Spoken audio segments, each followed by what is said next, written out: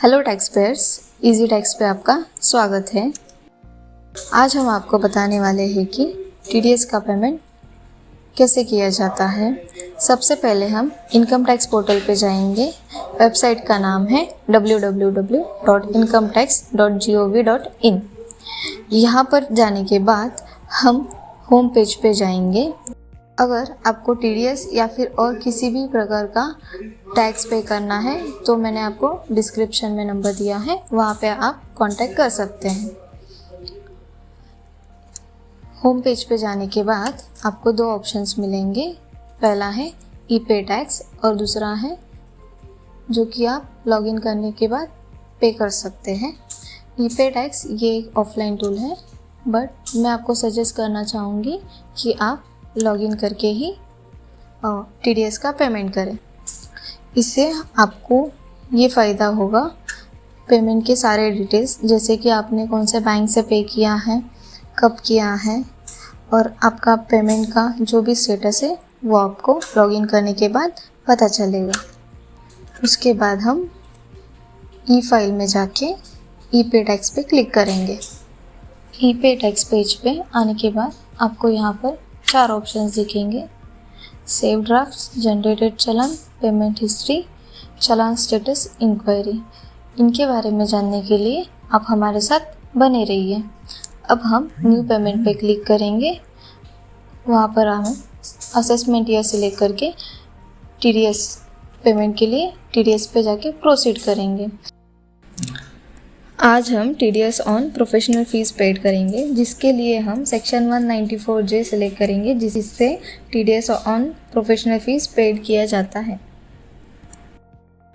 फिर हम कंटिन्यू करेंगे। यहाँ पे जाने के बाद ये दो ऑप्शन सबसे ज़्यादा ज़रूरी है।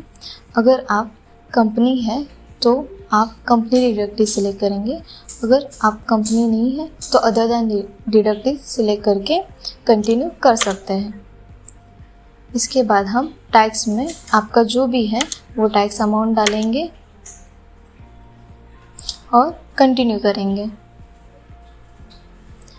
यहाँ पे पेमेंट पेज पे जाने के बाद आपको पेमेंट के बहुत सारे ऑप्शंस मिलेंगे, जिसमें से है नेट बैंकिंग, डेबिट कार्ड, पे at bank counter, RTGS, NEFT या फिर यूपीआई। यहाँ पे जाने के बाद आप कौन सा भी पेमेंट मोड सिलेक्ट करके पेमेंट कर सकते हैं एंड कंटिन्यू करके आप आपका टीडीएस पेमेंट का चालान कलेक्ट कर सकते हैं। टीडीएस पेमेंट करने के बाद आपको सीआईएन नंबर मिलता है। चलिए मैं आपको बता दी वो आपको कहाँ पे मिलेगा।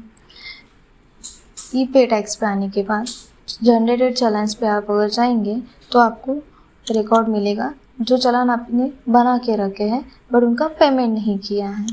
अगर आपने पेमेंट किया है तो उसके डिटेल्स आपको पेमेंट हिस्ट्री में मिल जाएंगे और वहीं पे आपको सीआईएन नंबर और आपका बैंक रेफरेंस नंबर मिल जाएगा।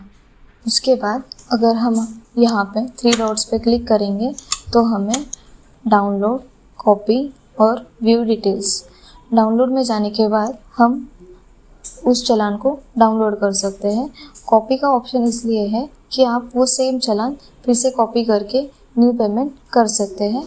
व्यू डिटेल्स में जाने के बाद आपको उस चालान से रिलेटेड उस सारे डिटेल्स मिल जाएंगे। इस प्रोसेस से हम टीडीएस चालान भर सकते हैं। टीडीएस पेमेंट के लिए कोई भी डाउट हो तो आप हमें नीचे दिए हुए कमेंट बॉक्स में कमेंट कर सकते हैं।